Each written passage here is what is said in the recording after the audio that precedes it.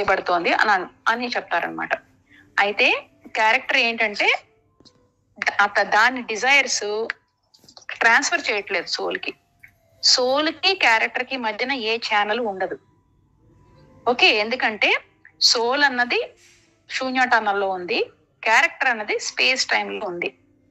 Soul desires అన్నది శూన్యటనల్లో ఒక soft data. అంటే ఇప్పుడు క్యారెక్టర్ కి ఒక డిజైర్ వచ్చింది, ఎలాగా క్యారెక్టర్ డిజైర్స్ ఎలాగా ఎగ్జిస్ట్ అవుతాయి? మన ఆలోచనల ద్వారా అవి అలా ఆ విధంగా ఎగ్జిస్ట్ అవుతాయి అనమాట. అవేంటి? ఆ స్పేస్ టైమ్ లో ఇంటాంజిబుల్, అంటే మనం చెప్పాం కదా last time, tangible objects, intangible objects. అంటే ఇప్పుడు మన ఇంట్లో ఉన్న టీవీ ఇవన్నీ కూడా మనం ముట్టుకునేవి, అవి టాంజిబుల్. బట్ మన ఆలోచనలు, మన ఫీలింగ్స్ ఇవన్నీ కూడా ఇంటాంజిబుల్. ఒక రూమ్ లో మీరు ఉన్నప్పుడు ఎలాగైతే వస్తువులు మనం ముట్టుకోగలిగిన వస్తువులు ఉంటాయో, మన ఆలోచనలు, మన భావనలు అవన్నీ కూడా మనం టచ్ అయిపోయినా అవి ఉంటాయి. అలాగే స్పేస్ టైమ్ లో ఒక క్యారెక్టర్ కి ఈ ఈ థాట్స్ అవన్నీ ఉన్నవి ఇంటాంజిబుల్ డేటా. అంటే ఆ డేటా అది, బట్ ఇంటాంజిబుల్, ముట్టుకోలేం గానీ అది ఉంటుంది. బట్ ఇది శూన్యటన్నల్లో దానికి ఎలా దొరుకుతుంది అంటే సోల్ కి ఒక సాఫ్ట్ డేటా కింద దొరుకుతుంది అనమాట. సో ఎప్పుడైతే ఒక క్యారెక్టర్ ఒక డిజైర్, ఒక థాట్ ప్రకారంగా ఒక డిజైర్ ని బయటకు రిలైజ్ చేసింది అనుకోండి, ఒక థాట్ రూపంతో, అది శూన్యటన్నల్లో సోల్ పిక్ చేసుకుంటుంది అనమాట. సో దానికి దీనికి ఛానల్ ఏం ఉండదు, కంప్లీట్లీ డిఫరెంట్. సోల్ అన్నది డిఫరెంట్, క్యారెక్టర్ అన్నది డిఫరెంట్. వాటి ఆ రెండిటికి ఏ కనెక్షన్ లేదు. ఒక థాట్ ఇక్కడ ఇది స్పేస్ టైమ్ లో వదిలితే అది శూన్యటన్నల్ నుంచి అది పిక్ చేసుకుంటుంది. అయితే అందుకే అది దాన్ని మిమికింగ్ అంటారు. అంటే అది కాపీ చేసుకుంటోంది, అది తీసుకోవట్లేదు, అది కాపీ చేస్తోంది అని అంటారు అన్నమాట. కాపీకి అందుకోవడానికి తేడా ఉంది. అలాగే కర్మతో కూడా అదే జరుగుతుంది. క్యారెక్టర్ ఏదైనా ఒక పర్టికులర్ పని చేసింది అనుకోండి, ఆ సోల్ అక్కడి నుంచి, ఏ సోల్ అయితే ఆ క్యారెక్టర్ కి అటాచ్ అయ్యిందో ఆ సాఫ్ట్ డేటా, ఆ యాక్షన్, ఆ కర్మ దాన్ని శూన్యటాల నుంచి పికప్ చేసుకుంటుంది అనమాట. అంటే అది కర్మ తీసుకోవట్లేదు, కర్మని మిమిక్ చేస్తోంది. అది ఇక్కడ తీసుకుంటే అది అక్కడ తీసుకుంటుంది, అర్థంలో, రిఫ్లెక్షన్ లో అలాగనమాట. అయితే నువ్వు ఇంకా దాన్ని బాగా అర్థం చేసుకోవాలంటే మీరు ఒక ఎగ్జాంపుల్స్ బాగా చెప్తారు కదా హనుమత్ స్వామి ఇప్పుడు మనకు అర్థం అవ్వడానికి. అయితే ఏం చెప్తారంటే, ఒక స్టూడెంట్ ఉన్నాడు, ఎగ్జామ్ రాస్తున్నాడు, ఇంకో స్టూడెంట్ కాపీ చేస్తున్నాడు. సో అలాగే నీ ఇల్యూజన్డ్ సోల్, అంటే నీ మాయలో ఉండిపోయిన నీ సోల్, ఎవరి సోలైనా, అదేం చేస్తుందంటే క్యారెక్టర్ ని కాపీ చేస్తూ ఉంటుంది. ఎలాగైతే ఒక స్టూడెంట్ ఎగ్జామినేషన్ లో కాపీ చేస్తున్నాడు, అయితే నీ క్యారెక్టర్ థాట్స్, యాక్షన్స్ అన్న దాంతో రాసుకుంటూ ఉంటుంది. అది ఆ సోల్ ఏం చేస్తుంది, అవన్నీ రాసుకుని డిజైర్స్, కర్మ అని ఇంకుతో అది రాస్తుంటుంది అనమాట. సో సేమ్ వాటిని ఎప్పుడైతే థాట్స్ అండ్ యాక్షన్స్ ని ఇదేమో డిజైర్స్ అండ్ కర్మ దాంతో కాపీ చేస్తూ ఉంటుంది. అంటే అప్పుడు ఊర్మి అంటుంది, అర్థమైంది దేవా, అంటే ఒక సోలు ఒక ఫ్రీగా ఉన్నప్పుడు కర్మ గాని డిజైర్స్ కానీ శూన్యటాల నుంచి ఫ్రీగా తీసుకోవచ్చు. దాని లింగా కోడ్ కూడా ఫ్రీగా దొరుకుతుంది. సో ఏ సీన్ కి అయితే ఆ సీన్ తాలూకా లింగా కోడ్ దానికి దొరికిపోతుంది. అయితే దానికి ఆల్రెడీ ఒక సీన్ కి యాక్సెస్ ఉంది. ఒక సీన్ కి ఒక పర్టికులర్ క్యారెక్టర్ కి అటాచ్ అయిపోయిన తర్వాత, బట్ అది డిఫరెంట్ స్టోరీ. ఎందుకంటే అది ఏం చేస్తుంది, క్యారెక్టర్ యొక్క డిజైర్ ని, క్యారెక్టర్ యొక్క కర్మని సింప్లీ అది మిమిక్ చేసేస్తుంది. అంటే క్యారెక్టర్ కి దాహం వేసి మంచినీళ్ళు అనుకున్నాడు అనుకుందో, అదేం చేస్తుంది, ఆ డిజైర్ ని శూన్యటాల నుంచి పికప్ చేసేసుకుంటుంది. ఎంత తెలివి తక్కువతనం! మనకే కనుక, సోల్కే కనుక విపరీతమైన పవర్ ఉంది. ఏ సీన్ అయినా అది విడిపోయి పికప్ చేసుకోవచ్చు దాని లింగా కోడ్ అని అనుకుంటే, అలాంటి చిన్న చిన్న డిజైర్స్ అవన్నీ పికప్ చేసుకోవడం ఎందుకు, ఆ క్యారెక్టర్ కి ఇదైపోయి అని అంటుంది. ఈ టెండెన్సీ నాకు ఏం నచ్చలేదు. ఇదే అసలు సఫరింగ్ కి, అన్ని బాధలకి కారణం ఇదే. ఎందుకంటే సోల్ అన్నది అదే క్యారెక్టర్ అనుకుని దాని డిజైర్స్, దాని కర్మని తీసుకుంది కాబట్టి ఈ టెండెన్సీనే మొత్తం కష్టాలన్నిటికీ కారణం కదా. అందుకే కదా సోల్ అంత కష్టాలకు పడుతోంది. ఎందుకంటే ఇది చేయడం వల్లే, ఇంత చెత్త పని చేయడం వల్లే అని అంటుందన్నమాట ఊరిని.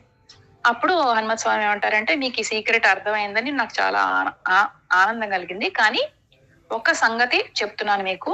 ఇప్పుడు నేను మీకు కొన్ని ఎగ్జాంపుల్స్ చెప్తాను. కానీ అవే ఎగ్జాంపుల్స్ దాన్ని తీసుకోవద్దు. జస్ట్ మీకు అర్థం అవడానికి చెప్తున్నాను. ఎందుకంటే ఈ ఎగ్జాంపుల్ ని మీరు ఎక్స్టెండ్ చేయొద్దు. ఎందుకంటే మనం ఇప్పుడు స్పేస్ టైం గురించి మాట్లాడుకుంటున్నాం. దీనికి ఎన్ని ఎగ్జాంపుల్స్ చెప్పినా, ఎంతమంది ఎలా చెప్పినా కూడా దాన్ని విజువలైజ్ చేయలేము. ఎందుకంటే అది కష్టం, అది చాలా కాంప్లెక్స్ సబ్జెక్ట్ కాబట్టి ఎన్ని ఎగ్జాంపుల్స్ చెప్పుకున్నా మీరు కరెక్ట్ గా విజువలైజ్ చేయలేరు. అందుకే మీరు టెక్నికల్ డీటెయిల్స్ కే దాంట్లోనే ఉండండి. ఈ ఎగ్జాంపుల్స్ ఊరికే దాన్ని మీకు అర్థం చేయడానికి, బాగా అర్థం అవ్వడానికి చెప్తున్నాను అని చెప్తారనమాట. ఫస్ట్ చెప్పిన ఎగ్జాంపుల్ ఏంటంటే లాస్ట్ షీప్, అంటే తప్పిపోయిన షీప్. సో అది ధనుష్క చెప్తాడు. అతనికి ఈ కథలన్నీ వీళ్ళు ఇంతకు ముందే చెప్పుకుంటున్నట్టున్నారు చాలా విశేషాలు. ఇదంతా బేసికలీ మాస్టర్స్ ఇది ఈ చాప్టర్, నెక్స్ట్ చాప్టర్ కూడా వేదాంతమే, కంప్లీట్ గా వేదాంతం. రమణ మహర్షి, ఇంకా నేనైతే ఏం చదవలేదు, బట్ నాకైతే మన స్క్రిప్చర్స్ లో చెప్పిన వేదాంతం అంతా చాలా చక్కగా ఈ మనకి ఇంట్రెస్టింగ్ గా ఉండాలని చిన్న చిన్న కథలతో చెప్పారు అనిపించింది నాకు. చాలా బాగా చెప్పారు. ఏం చెప్తాడంటే ధనుష్క ఒక టూరిస్ట్ ఉన్నట్ట, అన్ని ప్లేసులకి తిరుగుతున్నాడు అతను. అయితే అతనికి చాలా క్యూరియాసిటీ ఎక్కువ.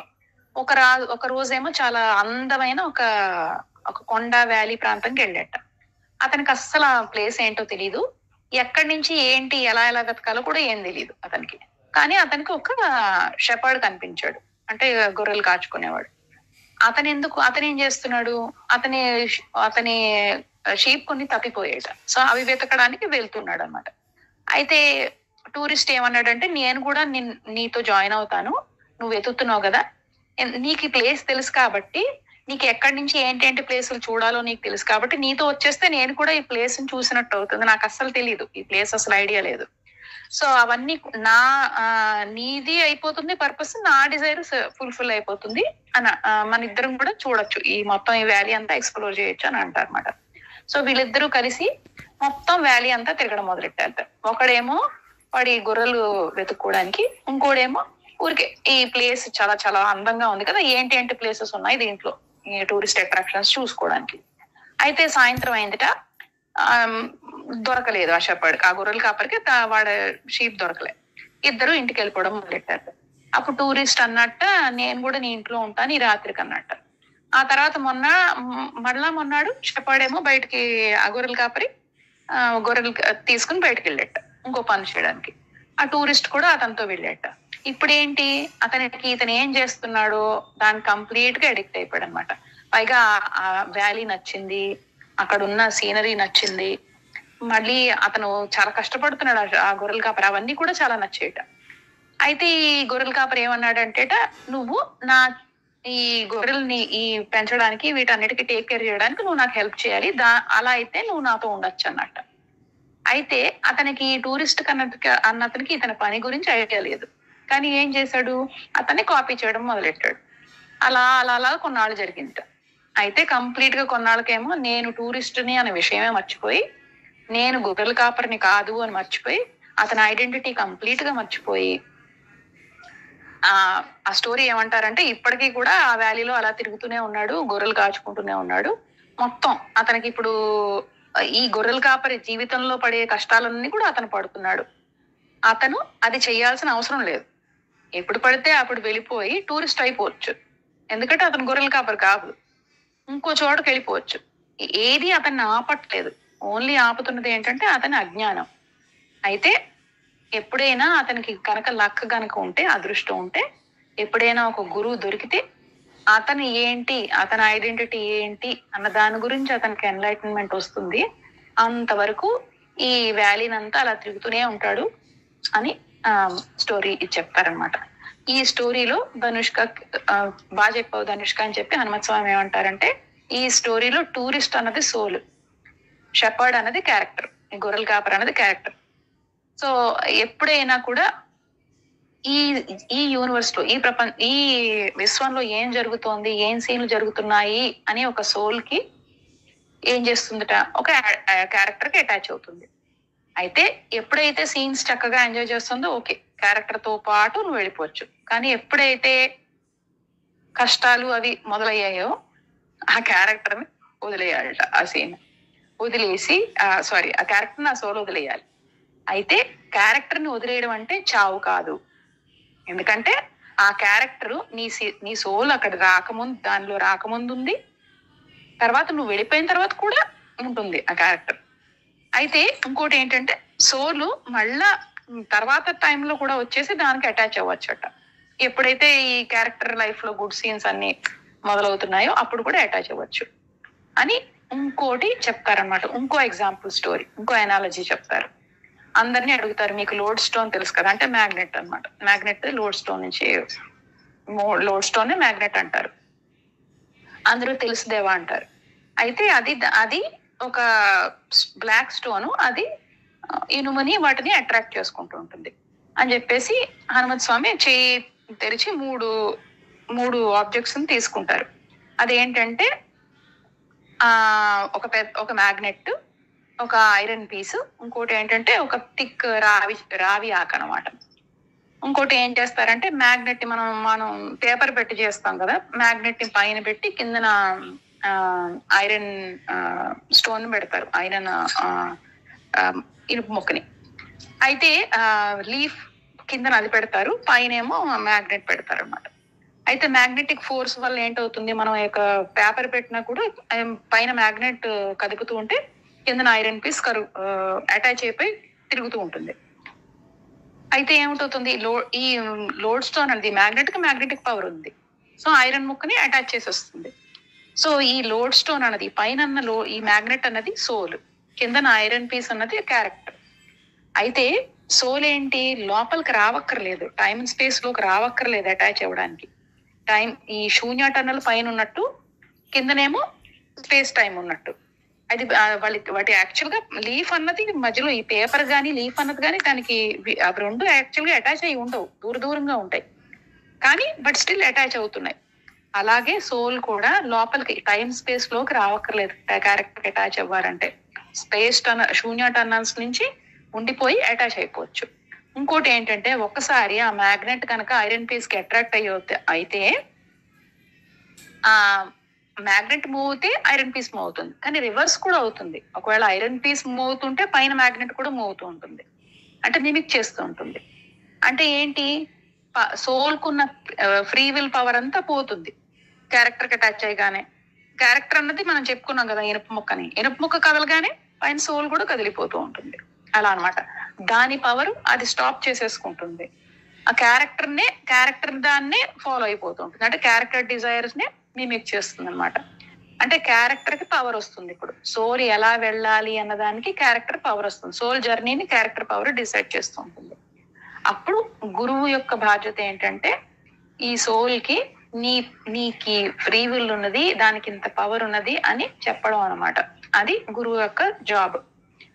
అయితే ఇంకోటి ఏంటంటే సోల్ అన్నది దీని నుంచి మీరు, అంటే స్టోరీ నేను చెప్తున్నాను ఈ ఎగ్జాంపుల్, కానీ కంప్లీట్ గా ఎగ్జాంపుల్ ని మక్కిగా అలాగే తీసుకోవచ్చు. ఎందుకంటే ఇప్పుడు ఐరన్ పైన లోడ్ స్టోన్ అన్నది, అంటే పైన మ్యాగ్నెట్ అన్నది కంట్రోల్ చేస్తుంది కింద ఐరన్ పీస్ ని, కానీ సోల్ ఎప్పుడు క్యారెక్టర్ ని కంట్రోల్ చేయదు. ఈ ఎగ్జాంపుల్ తీసుకోండి ఊరికే విజువల్ గా చూడడానికి, కానీ దాంట్లో అయినట్టుగా ఇక్కడ జరగదు. సోల్ అన్నది ఆ సాక్షిగా ఉంటుంది, ట్రేస్ చేస్తుంది క్యారెక్టర్ జర్నీ అంతే, కానీ అది వెళ్ళి స్క్రిప్ట్ ని ఏమీ ఆల్టర్ చేయదు. అంటే క్యారెక్టర్ చెప్పుకుంటూనే ఉంటుంది. సోల్ అన్నది ఊరికే ఒక క్యారెక్టర్ నుంచి ఒకటి జంప్ చేయగలదు అంతే, కానీ అదేమి దాని క్యారెక్టర్ స్క్రిప్ట్ ని చేంజ్ చేయదు, ఈ లోడ్ స్టోన్ ఐరన్ పీస్ లాగా.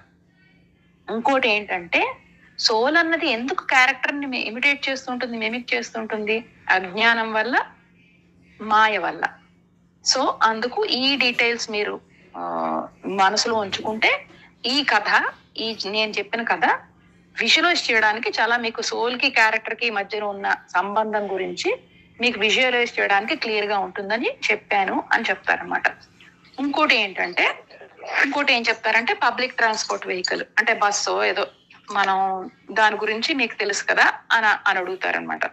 అంటే వీళ్ళు తెలుసు దేవా, చాలా పెద్ద అదేంటి కింగ్స్ వాళ్ళు ఉన్నప్పుడు ఒక చోట నుంచి ఒక చోటుకి వెళ్ళాలంటే ఈ ఎద్దుల బండ్లు అవి యూజ్ చేసుకుని సిటిజన్స్ కొంచెం ఏదో కాస్త పే చేస్తే వాళ్ళకు ఒక రైడ్ ఇక్కడ నుంచి ఒక చోటు నుంచి ఒక చోటుకి వెళ్ళడానికి వాళ్ళు యూజ్ చేసుకునేవారు అని చెప్తారన్నమాట. వాళ్ళకి పబ్లిక్ ట్రాన్స్పోర్ట్ వెహికల్ అంటే ఏంటో ఐడియా ఉంటుంది ఊర్మి వాళ్ళకి.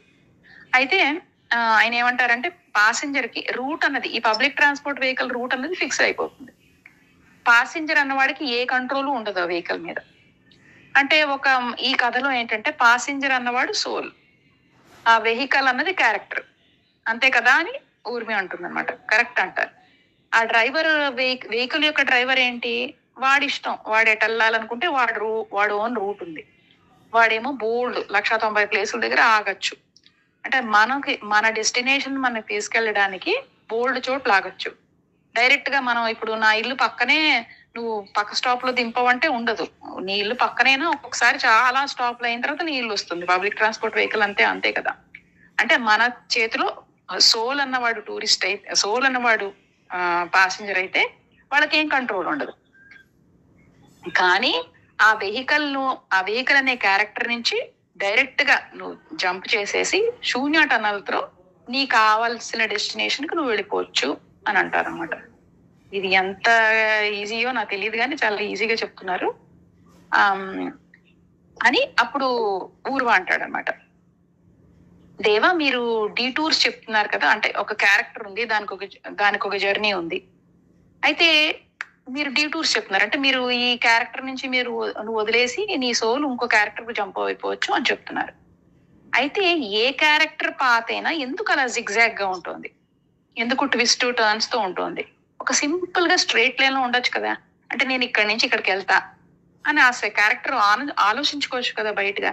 ఎందుకు ఇలా జిగ్జాగ్ కింద ప్రతిదీ ఉంటుంది అంటే, ఇప్పుడు ఒక క్యారెక్టర్ డిసైడ్ చేసుకున్నాడు నేను రాజు అయిపోవాలని, ఎంతో కష్టాలు పడి ఎన్నో చాలా ఇదైపోయి అలా అవ్వాల్సిన అవసరం ఏమిటి? అంటే సక్సెస్ ఎవరికైనా కావాలంటే ఎందుకు అంత కష్టం ఉంటుంది పీపుల్ కి? ఇంకోటి ఏంటంటే, నేను రాజు అవుతాను అనుకున్నవాడు ఇంకోటి ఏదో అయిపోతాడు.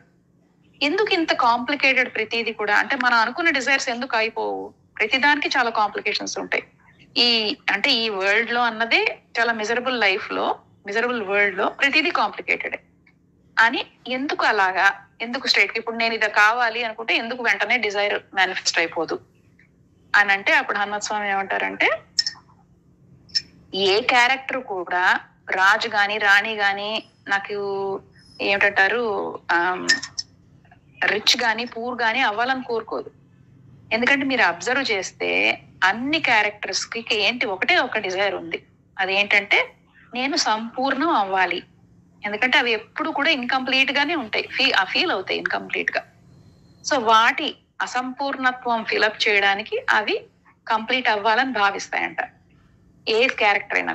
అంటే ఇప్పుడు మనం ఆర్డినరీ ఒక మనిషి ఉన్నాడు, సామాన్య మానవుడు, వాడేమనుకుంటాడు, రాజులకైతే అన్ని ఉంటాయి, సో నేను రాజు అయిపోతే నేను కంప్లీట్ అయిపోతా, పరిపూర్ణ మానవుడిని అయిపోతాను, నేను సంపూర్ణత్వం సంపాదించుకుంటా, నన్ను కంప్లీట్ చేసేసుకుంటా అని అనుకుంటాడు. అయితే కింగ్ ఏమనుకుంటాడు, నేను మొత్తం వరల్డ్ అంతా జయించేస్తే అప్పుడు నేను కంప్లీట్ అయిపోతా. ఇంకోటి ఏంటంటే ఈ మొత్తం అన్ని రాజ్యాలని జయించిన వాడు ఏమనుకుంటాడు, ఒకవేళ నా రాజ్యంలో మొత్తం చాలా పీసు శాంతి వస్తే అప్పుడు నేను కంప్లీట్ అయిపోతా. అలాగే పెళ్లి అవని క్యారెక్టర్లు ఏమనుకుంటారంటే, పెళ్లి చేసుకుంటే నేను కంప్లీట్ అవుతా, పెళ్లి అయిన క్యారెక్టర్లు పిల్లలు కావాలి అప్పుడు నేను కంప్లీట్ అవుతా. అలాగే పేరెంట్స్ ఏమనుకుంటారంటే, నా పిల్లలు వాళ్ళు చాలా స్థిరపడిపోయి వాళ్ళ ఫ్యూచర్ స్థిరపడిపోతే నేను కంప్లీట్ అయిపోతాను. అలాగే ఒక జాబ్ లేని పర్సన్ ఏమనుకుంటాడు, జాబ్ వస్తే నేను కంప్లీట్ అయిపోతా. ఆకలి ఉన్నవాడు ఏమనుకుంటాడు, నాకు అన్నం పెడితే నేను కంప్లీట్ అయిపోతాను. అలాగే అన్నం శుభ్రంగా తిన్నవాడు ఏమనుకుంటాడంటే, చాలా మంచి మంచి ఐడియాలు వస్తే అది నన్ను కంప్లీట్ చేస్తుంది. అలాగే డబ్బులు లేనివాడు గోల్డ్ ఉంటే నేను కంప్లీట్ అయిపోతా. అలాగే వెల్తీ చాలా డబ్బులు ఉన్నవాడు ఏమనుకుంటాడు, నేను ఈ దానం ధర్మం చేసి ఆధ్యాత్మికంగా నేను ఎదిగితే అది కూడా నేను కంప్లీట్ అవుతా అని. ఇలా ప్రతి వాళ్ళు కంప్లీషన్ గురించి చూస్తారట, ప్రతి క్యారెక్టర్ కూడా.